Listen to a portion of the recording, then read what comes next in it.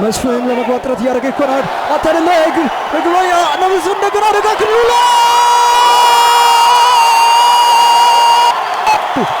የመጀመሪያው ጎል የኢትዮጵያ ብሔራዊ ቡድን ዋሊያዎቹ ገና 6ኛው ደቂቃ ላይ የመጀመሪያው ጎል አስቆጠሩ።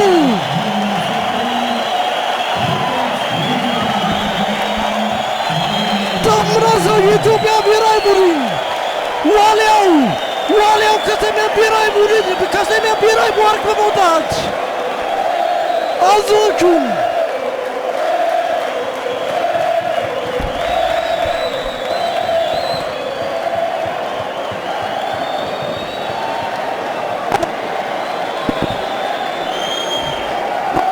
ዙር ማለፉን ያረጋግጣል።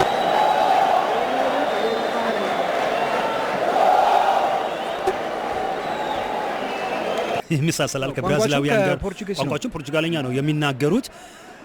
የሚገርም ነገር ወደ ድሬዳዋ ሲመጡ የሳኦቶሜ ኤንድ ፕሪንሲፒ መስፍን ታፈሰ በግራ መስመር መስፍን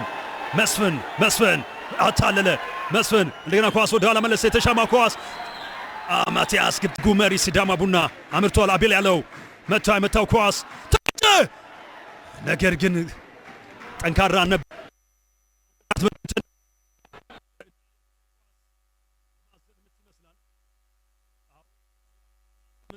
አስተካክለው ፊሽካቸውን ነፍተዋል። ተንደረደረ፣ ኳሱ ወጣ፣ ተመታ። እንደምንም ብሎ መስፍን ኳሱ መልሶታል። የሚገርም ቆንጆ አስተላለፍ። ካርዶሶ ኳሱን ሰንጥቆ አቀብሎታል በሚያምር ሁኔታ። ከባድ ኳስ ይመስላል። አበከር ኑራ ኳሱን ወደ ውጪ። ዮሐንስ ሳሌ ጨዋታውን ምን ያክል በጥንቃቄ የተጫወቱበት ሁኔታ እንዳለ ነው መናገር የምችለውና ሙሉ በሙሉ ማለት ይቻላል ጥንቃቄ ወስዶ ቸርነት ኳሱን አቋረጠ። መሃል ሜዳ ላይ ቸርነት የሚሰጠው እየፈለገ ነው የሚገኘው። ቸርነት ለከነአን ነበር፣ ነገር ግን ኳሱ ጥፋት ሰራ።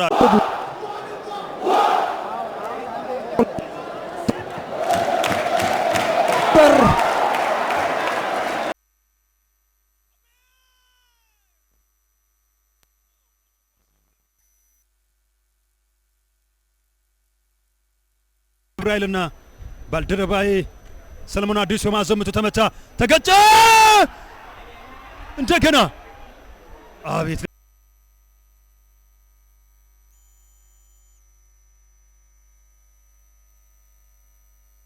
ይገኛል።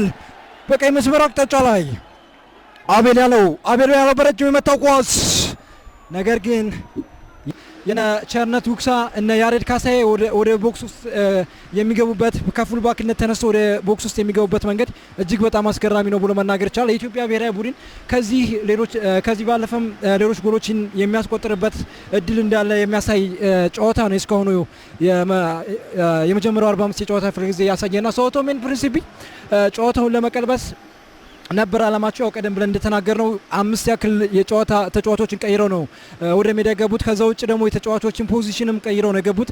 እነ ፈርናንዴዝ ወንድማማቾችን ወደ ሴንተር ባክነት አምጥተው ነው ሲያጫወቱት የነበሩት አሰልጣኙ። ነገር ግን ምንም አይነት መፍትሄ በመስመር ላይ ለያሬድ ኳሱ የሚያሻማ ይመስላል፣ አልሻማም። መልሶ ለቸርነት ኳሷ ጥሩ ኳስ ለመግባት ጥረት እያደረጉ ይገኛሉ። ሳኦቶሜ ፕሪንሲፒ በረጅሙ የመታ ኳስ ፍቄ ለቸርነት ጉግሳ ከሳጥኑ ጫፍ ያለው መስፍን አደጋ ክልሉ ላይ መስፍን ታፈሰ። ቸርነት ጉግሳ ለመግባት ጥረት እያደረገ ይገኛል የኢትዮጵያ ብሔራዊ ቡድን። ሌላ ጎል ፍለጋ ያሬድ ካሳዬ ግን በቀጥታ ወደ ያለፉትንም 10 ደቂቃዎች ስትመለከታቸው የኢትዮጵያ ብሔራዊ ቡድን የጨዋታ የበላይነት ነው የተመለከተን የምንገኘው። ለመግባት ጥረት እያደረገ ይገኛል። ከሳጥኑ ውጭ የመጣው ኳስ ነገር ግን ፕራው ተገናኘ።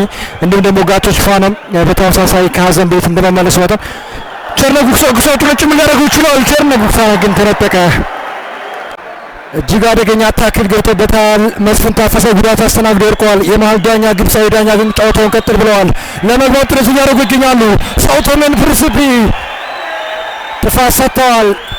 ሳኦቶሜ ፕሪንሲፒ በእግር ኳሱ ግን ያን ያክልም ረጅም ርቀት ስትጓዝ ተመልክተን አናውቅም። ከረጅም ርቀት የመጣው ኳስ ሁለቱ ወንድማማቾች ተቃይረዋል። ለመግባት ጥረት እያደረጉ ይገኛሉ። በምስሉ ላይ ቀደም ብለን የኢትዮጵያ እግር ኳስ ፌዴሬሽን ያደርግ ይገኛል። መስፍን ታፈሰ የሚያሻግር ይመስላል። መስፍን ታፈሰ ያሻገረው ኳስ ግን የዛ ቀንም ኃይለኛ ዝናብ ዘንቦ ነበር። ዛሬም ኃይለኛ ዝናብ ዘንቧልና ግን የቀላሷ ደፋበት አይመስልም ሜዳው። ስለዚህ አንዳንድ ጊዜ ስታዲየሞች